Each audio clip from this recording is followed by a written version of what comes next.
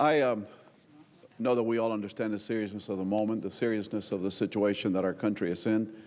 And it is for that reason that many of us in goodwill attempted to work together to try to improve upon the product that was this bill here.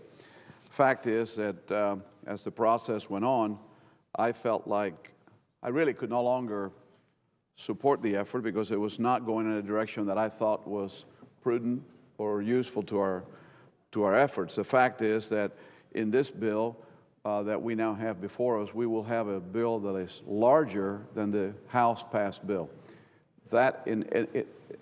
There is a point to be made that the stimulus ought to be sufficiently large to stimulate.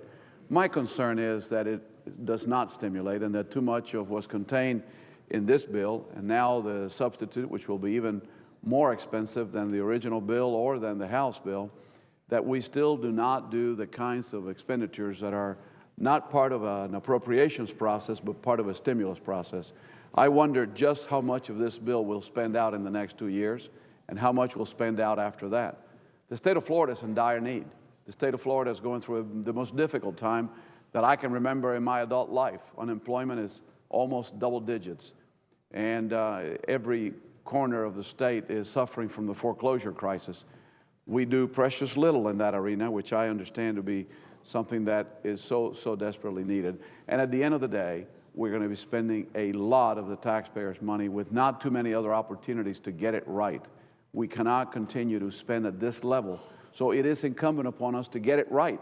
That's why I felt like it was more important that we get it right than we get it right now. That we get it right than we get just what we've got in front of us today, that we will have now a weekend or overnight to look it over and make some very serious decisions on.